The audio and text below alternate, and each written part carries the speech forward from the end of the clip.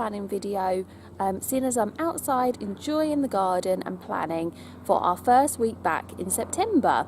So when I say first week back, we continue to educate all the way through the year, but we do have a little break from kind of formal bits over the summer.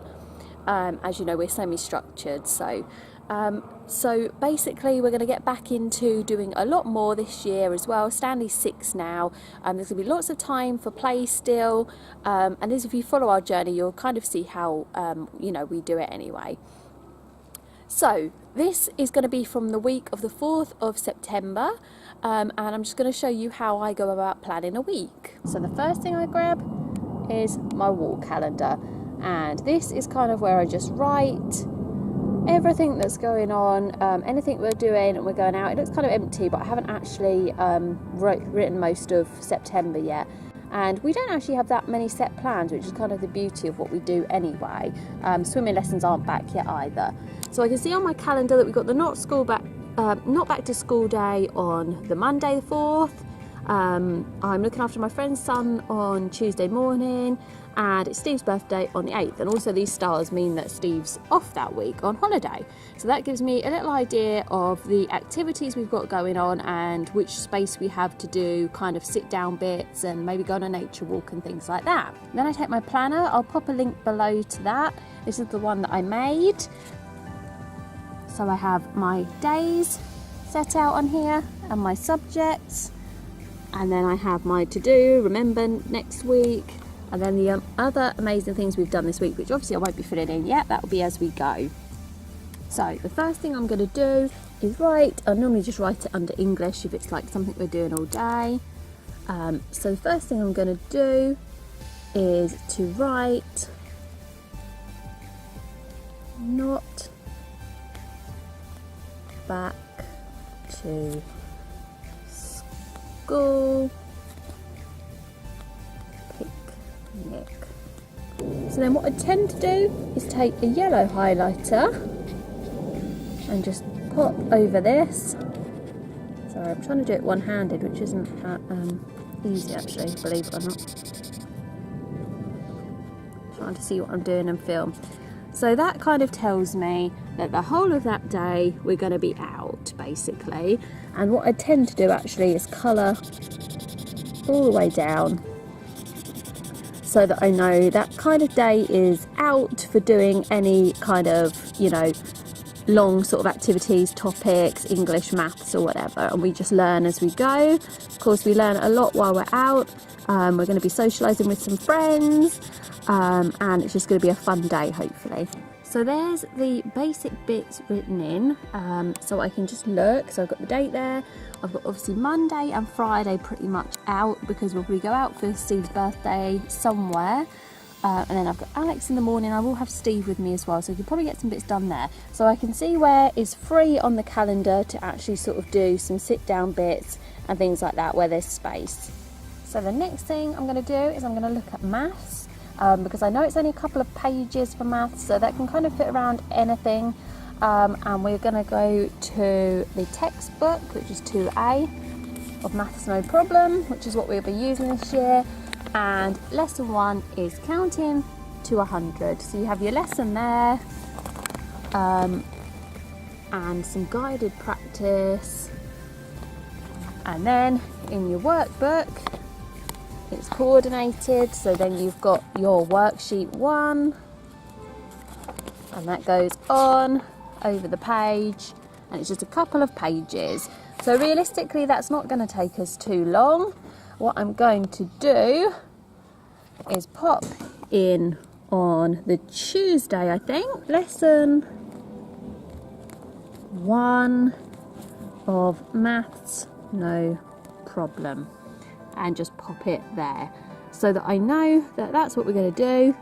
So we'll probably normally obviously get more lessons in a week depending on what we're doing. This week I'm going to start things off pretty slowly, but if it comes to Tuesday and he does the first lesson and he still wants to do more, then we'll probably go on to do lesson 2.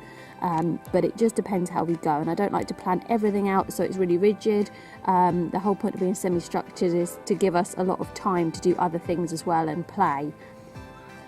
So next I'm going to take the Exploring Nature with Children curriculum, which is an activity a week, and I've got the guided journal where we can write and stick bits, which will be really fun.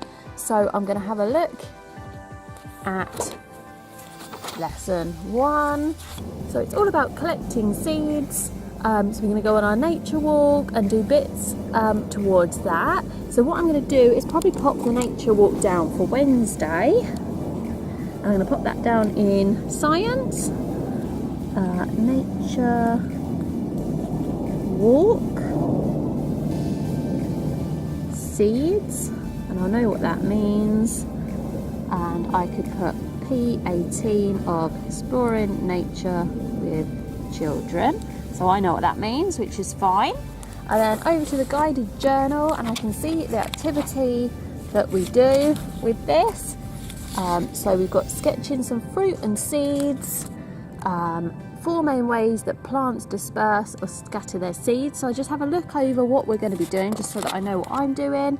And also there's a little bit of kind of handwriting practice, which is autumn. It's not something I've done before with Stan, but I feel that actually it might be a good idea now, just to kind of get him writing a bit more. So what I'm actually going to do as well is pop in English, Exploring Nature with Children, poem, handwriting. So I'll know what that means, and we can carry on with that. And then also we've got the art study for the week, which is a specific art study, which is, let's have a look, where's it gone? Squirrels in a Tree by Archibald Thorburn. So we're going to take that, that's a watercolour. I'm actually going to go and print off a copy of that so that I know what I want to do. So what I'm going to do is write that down in art. Now I'm going to write this all down for Wednesday, but it by no means does it mean we'll get it all done on Wednesday. It just depends. That's where it's kind of flexible. As long as I've got it down on paper. So squirrels in a Tree by Archibald